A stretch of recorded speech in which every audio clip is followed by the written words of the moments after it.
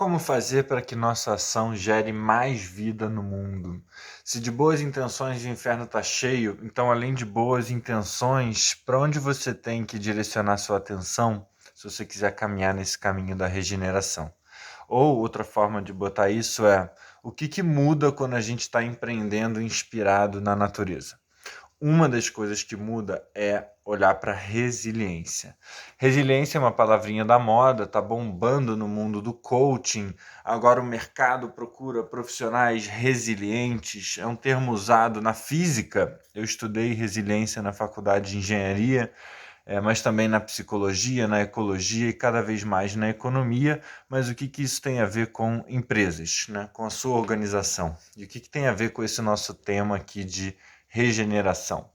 Bom, não sei se você viu ou lembra, mas no primeiro vídeo sobre regeneração eu falei que mais do que um método, mais do que uma fórmula, mais do que 5 passos para a regeneração, mais do que uma certificação, o caminho da regeneração ele está mais ligado a uma forma de como a gente enxerga o mundo e o nosso papel nele, né? Então, quando a gente olha para gloriosa natureza, essa parte verde e azul, majoritariamente azul, né? O oceano ocupa a maior parte da superfície do planeta. Quando a gente olha para isso e tenta aprender, o que a gente vê, né?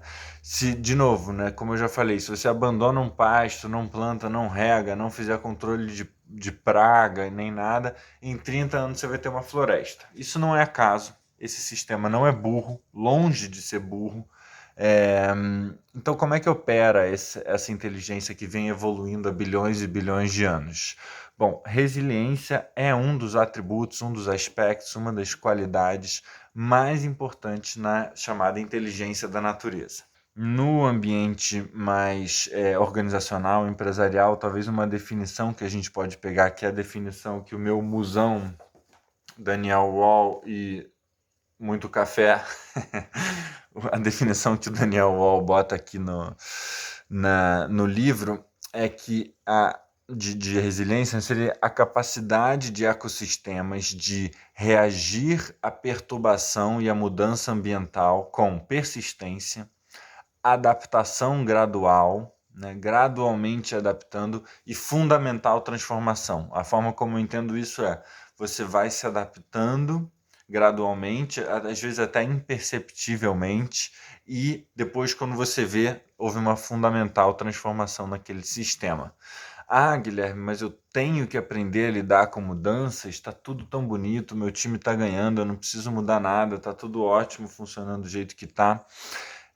Eu acho que isso não é uma questão de exatamente de querer, né? A vida ela é mudança e transformação. Inclusive, se você não reconhece que a sua organização está se transformando, está mudando, isso não significa que ela não está se transformando e mudando. Eu, você, o jardim, nossas empresas, a economia, a sociedade, isso tudo está sempre mudando. As palavras podem fazer parecer que não está, né? Então a gente fala da Natura, da Coca-Cola, do Brownie do Luiz, do Brasil, do governo. Então a gente fala como se fossem coisas estáticas, mas a vida é transformação. A questão é como que a gente lida com essas transformações. Ou seja, pensa na sua empresa. Você pensa, de repente, imagina que você não pode vender um produto. Imagina se chega uma pandemia, pode acontecer, né? Ou se as leis do trabalho de repente mudam, ou se um fornecedor mais importante que você tem vai à falência, ou se surgir um concorrente. Isso são tudo choques, né, que você pode sofrer. Quão bem você pode se adaptar a isso, né? Um concorrente vem e faz alguma coisa melhor e mais barato. Qual é a capacidade que você tem de lidar com essa perturbação, de se adaptar, de se transformar e seguir prosperando? E como você já tem se adiantado e se adaptado, prevendo essas possíveis perturbações. Então, no âmbito das empresas, as startups, chamadas startups, né, as empresas que estão nascendo com poucas pessoas, elas tendem a ser mais resilientes. São mais frágeis no sentido de que elas não tendem a ter dinheiro para sobreviver muitos meses de prejuízo, por exemplo, né? Mas elas tendem a ser mais adaptáveis, né? O termo que usa é pivotam, né? Pivotam um produto, um modelo de negócio. Putz, surgiu alguma coisa aqui, vamos mudar, tem que mudar tudo. Amanhã já está diferente, né? Ah, vamos parar de vender, vamos começar a alugar, vamos mudar um insumo, não sei o quê. Elas tendem a ser mais adaptáveis. Na medida em que as empresas vão crescendo, elas tendem a ficar mais resistentes, né? Capacidade de se manter duro, de passar por um choque, não se alterar, mas sobreviver a esse choque. Mas elas tendem a perder a sua capacidade de adaptação, elas tendem a demorar para perceber. Aí eu estou usando muito perigoso, eu estou falando como se as empresas fossem uma coisa, perigoso, uma armadilha, tá? Mas assim, para não ficar com 200 minutos o vídeo, vou usar isso e depois eu desconstruo essa ideia em outro vídeo. Mas elas demoram mais para perceber ou para reconhecer que mudanças estão acontecendo. Um caso clássico é o da Kodak ou da Blockbuster com a Netflix e tal, né? Então, há vários fatores que contribuem para a gente perder a nossa capacidade de adaptação, entre os quais a necessidade de colaborar muitos seres humanos. É muito mais fácil quando a equipe tem 3 ou 30 pessoas do que tem 300 ou 3.000 ou 300 mil.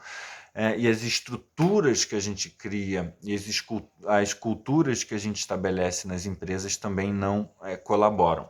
Então, se resiliência é um atributo, um aspecto que a gente pode olhar, desenhar, aumentar, prestar atenção para, não é algo pré-determinado, né? Então as empresas podem ser mais resilientes ou menos, dependendo se você quer olhar para isso ou não. Então a gente não foi educado a olhar para a resiliência, nem foi, não era nenhuma coisa que estava no radar das pessoas, mas se a gente não ignora, se a gente ignora, se a gente não conhece, é capaz da gente priorizar outras coisas. O que normalmente é priorizado em detrimento da resiliência? A eficiência e o crescimento, que frequentemente reduzem a resiliência de um sistema. Então, o nosso muso Daniel Wall, citando aqui, então ele e um documento da Resilience Alliance juntos, eu vou citar aqui porque está no texto do livro dele, tá? E ele faz uns comentários no meio, mas está citado assim: à medida que a resiliência de um sistema diminui, a magnitude do choque do qual ele não consegue mais se recuperar fica cada vez menor. Ou seja, se você não é uma empresa resiliente, um choque cada vez menor vai te matar. Em geral, a resiliência desloca a atenção do crescimento e eficiência puro e simples para a recuperação e flexibilidade necessárias, né? Você se torna mais flexível. O crescimento e eficiência podem levar os sistemas ecológicos, as empresas e as sociedades a uma frágil rigidez. É interessante isso, expondo-os a transformações turbulentas. Então, a busca por eficiência e crescimento fez que muitas empresas, por exemplo, não tivessem caixa para lidar com a pandemia, né? Então você não está pensando que você pode sofrer um choque, você está pensando no próximo passo, no crescimento, na eficiência. Então você fica sem caixa. E aí quando vem uma pandemia você não consegue lidar com isso. A busca pela eficiência faz parecer com que você tenha, por exemplo, eu tenho um fornecedor para tudo. Isso pode ser ótimo, né? Eu tenho uma estrela na minha equipe que faz tudo. Isso pode parecer ótimo, você pode ser muito eficiente. Você tem um gênio que decide tudo. Ótimo, mas e se o gênio ficar doente? E se o gênio resolver abrir um concorrente? Né? Então, você tem um concorrente, um fornecedor só, é uma nota fiscal. Se você tem um cliente só, uma nota fiscal, um pedido já faz teu mês, está ótimo.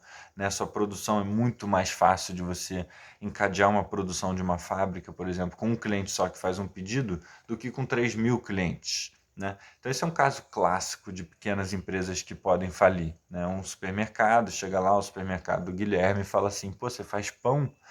Quanto você produz por mês? 300 mil pães? Porra, eu vou comprar os 300 mil pães. Fica tranquilo. Quanto que os clientes te pagam aí? Deixa que eu pago isso. E aí você fica dependente, né? Você tem um vínculo de dependência muito grande com um parceiro só. Isso faz com que você seja eficiente, mas no ano seguinte ele pode chegar e falar: quer saber? Estou numa crise aqui, eu preciso agora pagar 20% a menos pelo pão. ou putz, vou fechar minha loja aqui na sua cidade, obrigado, valeu.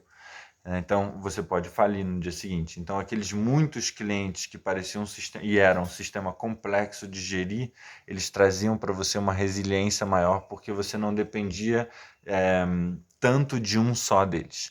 É muito clássico, tá? Essa história, o vínculo de dependência alto, é muito clássico, de várias formas diferentes, em vários negócios diferentes. E eu não estou falando que você vai à falência por conta disso. Isso pode funcionar muito bem para você, e você pode funcionar por décadas assim. O que eu estou dizendo é que se vier um choque, a capacidade de você lidar com esse choque pode não ser muito boa. Quem resumiu muito bem uma consequência desse foco na eficiência e no crescimento foi o Blanco Milanovic. Eu estou querendo falar dele há muito tempo aqui, então encontrei um lugar, um lugarzinho que eu estou adiando um vídeo sobre desigualdades aqui há muito tempo. O Milanovic é um dos maiores especialistas do mundo em desigualdade. Ele foi no Roda Viva esse ano, para quem não viu.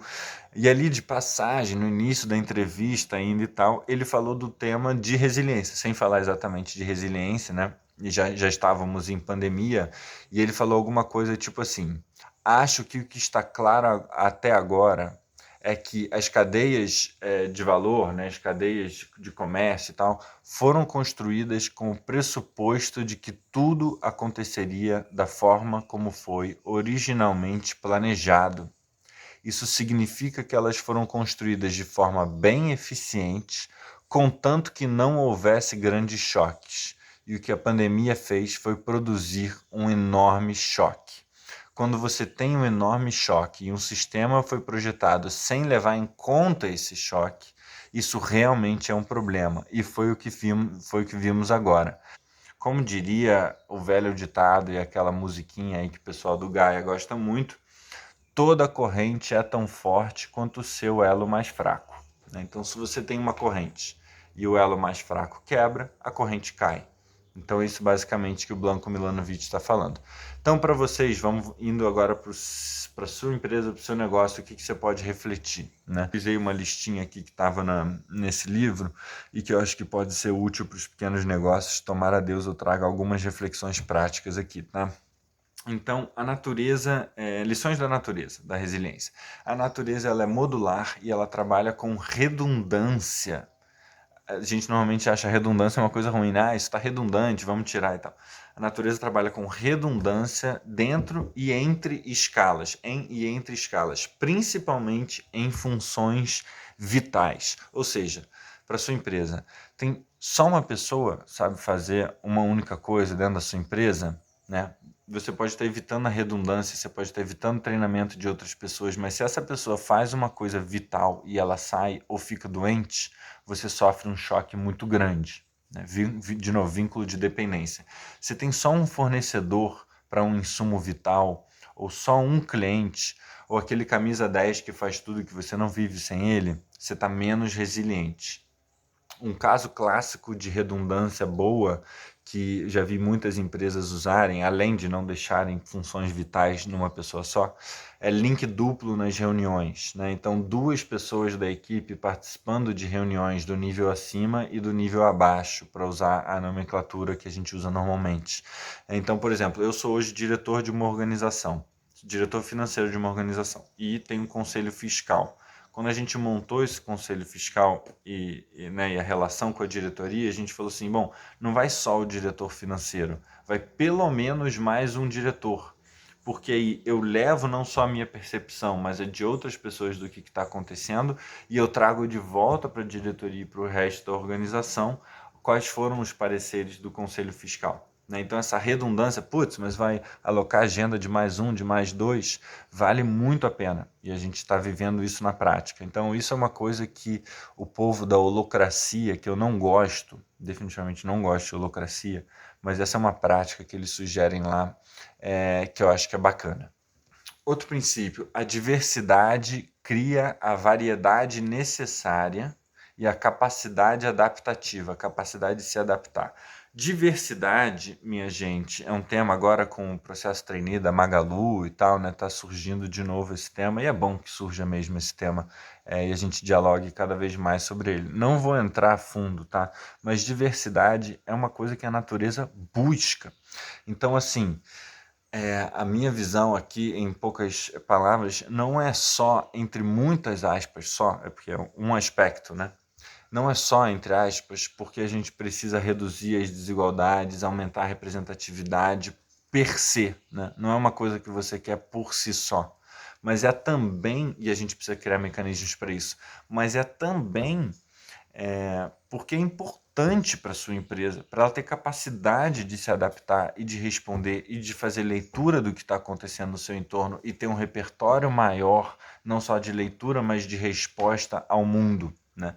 Então, é que nem práticas socioambientais. Não é só porque a gente precisa continuar vivendo nesse mundo e precisa conseguir, como empresas, eticamente, do ponto de vista de sobrevivência da humanidade, dos nossos sistemas, a gente precisa olhar para questões socioambientais, mas é também um diferencial de negócio. Né? Não só para captação de recursos cada vez mais, não só para você se adaptar às legislações, mas também para você encontrar novas oportunidades de negócio. Eu já fiz vídeos sobre isso, mas eu acho que nesse sentido, o que a gente tem chamado de diversidade na equipe é parecido com o impacto socioambiental. É um diferencial para o seu negócio, você conseguir ter diferentes formas de olhar.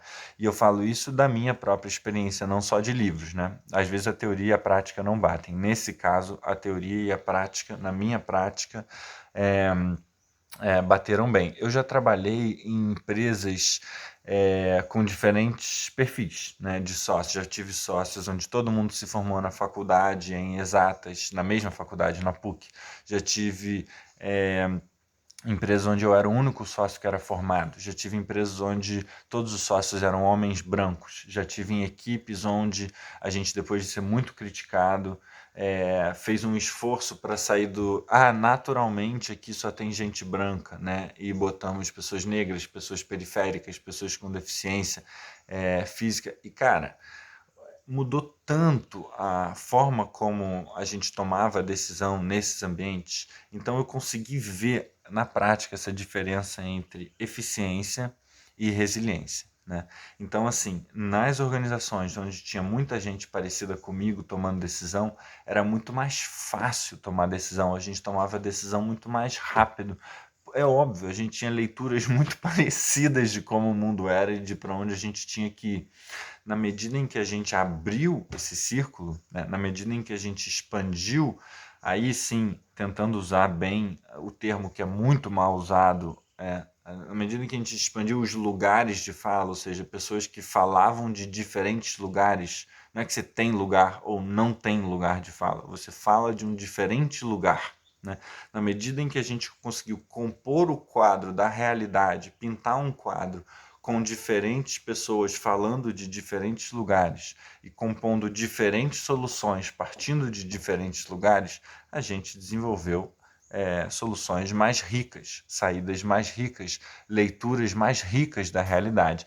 Mas, pô, Guilherme, você está falando aqui totalmente irreal, né? Eu tenho que aumentar o número de fornecedores, de clientes, ensinar todo mundo a fazer tudo, ter um time super, hiper diverso, que parte de lugares muito distintos, pessoas que talvez nunca nem tenham conversado juntos. Isso vai ser impossível, né? Isso é um ideal, eu vou falir, né? Se eu fizer isso, eu não consigo continuar fazendo negócios. Eu comentei um pouco sobre isso no vídeo de moedas complementares, até sobre resiliência, num trabalho do Bernardo Lataie, que é um cara que eu não sei falar o nome, mas que eu gosto muito. A natureza, ela não maximiza a resiliência. Inclusive, na minha visão, minha pobre leitura aqui da realidade, a natureza ela não maximiza nada. Essa história de maximizar e minimizar é uma coisa cultural. Eu, como engenheiro treinado, fui treinado a otimizar, a maximizar funções, minimizar funções. Eu não percebo muito essa preocupação na natureza.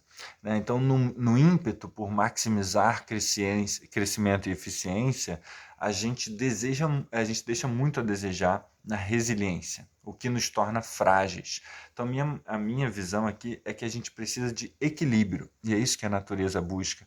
A natureza também busca eficiência, né? Ela não maximiza a resiliência, não é isso. É um balanço entre a eficiência e a resiliência, porque frequentemente uma acaba custando a outra.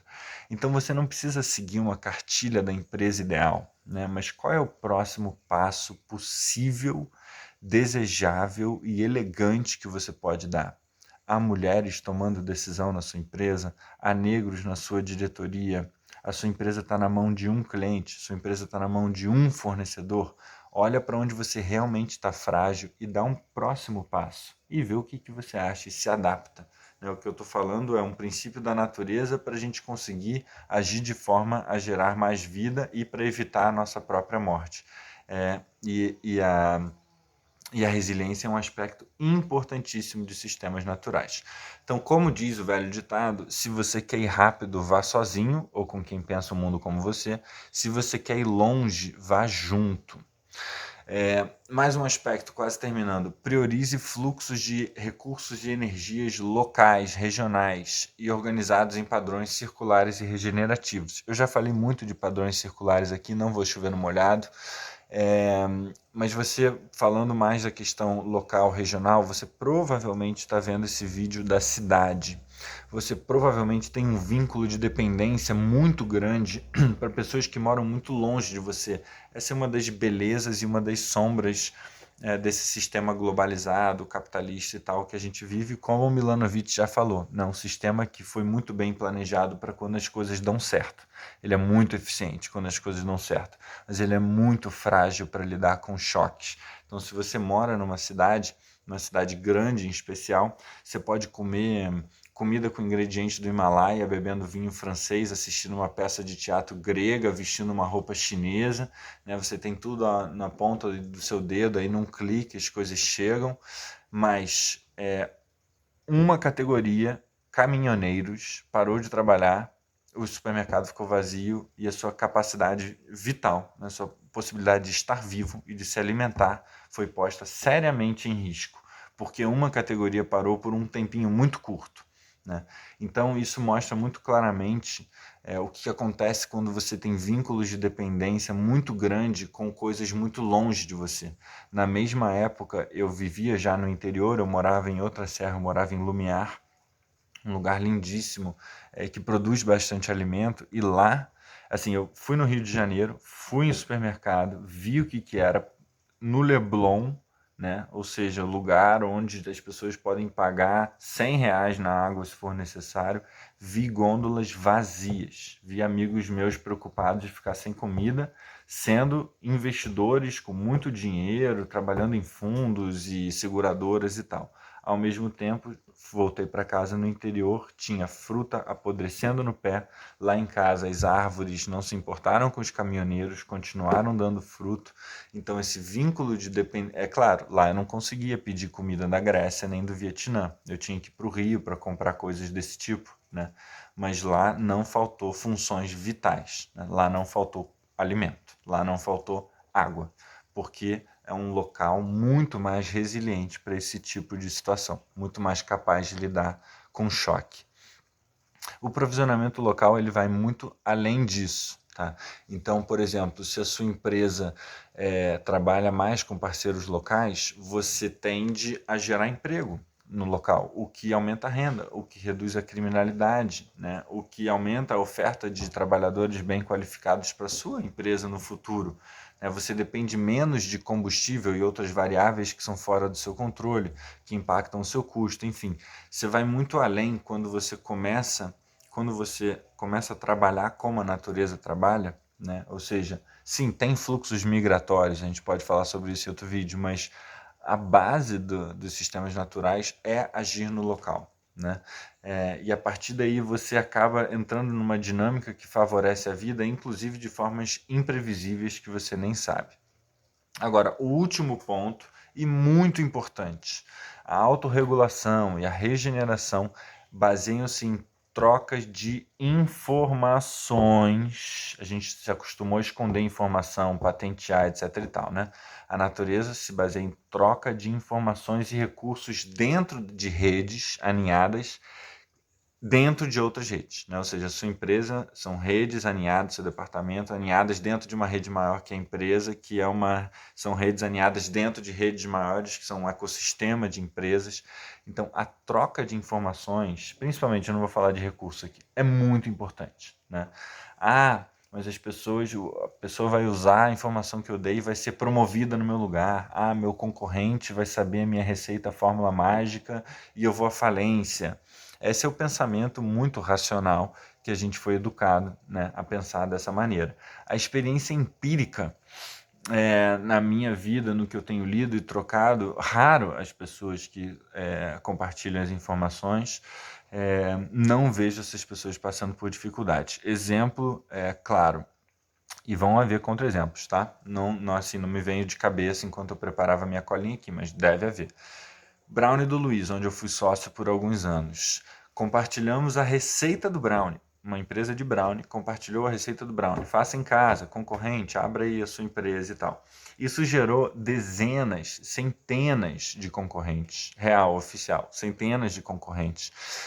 E foi também o que tornou o brownie famoso, dentro do mundo dos brownies, né? Talvez você não conheça. Gerou carinho pela marca, criou um negócio à parte, palestras, educação em geral, concorrentes pagavam para ir ver a nossa indústria, para ir ver a nossa fábrica, conhecer. E mais importante, então isso gerou negócio para a própria empresa, né? Então, por motivos egoístas, isso fez sentido.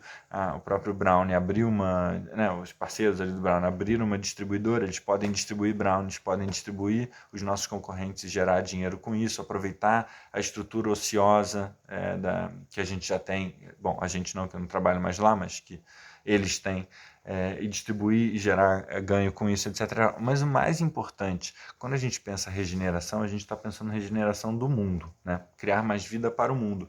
Então você imagina o tanto de gente que tinha uma receita estável, que funciona, gostosa, que podia usar para gerar uma renda extra. Quanta gente queria pedir demissão, não sabia como, pegou essa receita e pediu demissão e foi tocar a sua própria empresa e adaptou a receita e melhorou a receita e mudou um ingrediente e fez a vida dela a partir dali, né? E o propósito do Brownie era tornar, em poucas palavras, tornar o Brasil um lugar mais empreendedor, né? A gente precisa de mais pessoas, sem o clichê do empreendedorismo, que eu acho que está muito gasto também, mas assim, pessoas tomando a frente, fazendo o que elas querem fazer. Faltava um mito empreendedor no Brasil. Cadê a barraquinha de limonada, sabe, que os americanos têm? Cara, vai lá, faz teu brownie, vende no trabalho, vende na escola, vende na faculdade, faz a sua vida aí, faz do seu jeito. E nosso propósito era alimentar essa cultura no Brasil e fizemos isso também compartilhando a nossa receita. A gente nem sabia disso quando o Luiz começou a compartilhar a receita lá atrás, é só porque ele não via sentido em não compartilhar, até porque ele recebeu essa receita de alguém, ele não inventou essa receita, foi uma amiga que ensinou para ele, né? Então, assim, maçãs e ideias são muito diferentes. Quando você compartilha, quando você dá uma maçã para alguém, você fica sem. Você pode até no futuro ganhar uma banana e tal, mas quando você dá uma maçã, você fica sem. Quando você dá uma informação, você não fica sem. Eu não estou desaprendendo tudo isso que eu estou falando para vocês agora, né? Eu continuo com essas informações, inclusive elas podem ganhar relevância no mundo. Inclusive eu aprendo enquanto eu me expresso. Então, assim, a natureza de informações é muito diferente e as árvores, as plantas e os bichos compartilham a sua informação, compartilham o seu DNA. A macieira planta um monte de filhas à volta dela, né? E isso é o que gera mais vida no final das contas, tá? Então, assim, compartilhem informações dentro das suas empresas, em grupos de empresas. A gente lá no Brownie fazia parte de um monte de grupos de troca e a gente trocava dicas tributárias, melhores práticas com a equipe, fornecedores, de maquinário, indica funcionário um para outro, compartilha o estoque quando é necessário, modelo, enfim, mil coisas que a gente trocava, inclusive chorava um empreendedor no ombro do outro. Isso era muito importante e isso economizou muito tempo para a gente, isso botou a gente muito à frente e outras pessoas também muito à frente. Então, assim, troquem informações, não escondam informações. Isso é muito importante para a evolução do ecossistema de negócios, inclusive do seu próprio negócio. É assim que eu entendo, a minha leitura que eu faço da natureza é assim que ela faz. Então, minha gente, resumo. Olhem para os seus vínculos de dependência, em especial recursos e funções vitais. Nutra a diversidade para poder perceber melhor o mundo e se adaptar a ele. Priorize relações locais que nutram a vida no seu entorno e que nutrirão de volta a vida para você. Compartilhe informações, busque a troca de experiências dentro da empresa e fora da empresa. Faça parte de grupos ou crie esses grupos. Enfim, olhe para a resiliência. Ela é base para a vida no seu próprio corpo e no mundo à sua volta. Eficiência é bom e necessário, e o crescimento também, mas não a qualquer custo. Resiliência importa e muito. Obrigado e que as chuvas nos abençoem nessas próximas semanas. Um beijinho e tchau, tchau.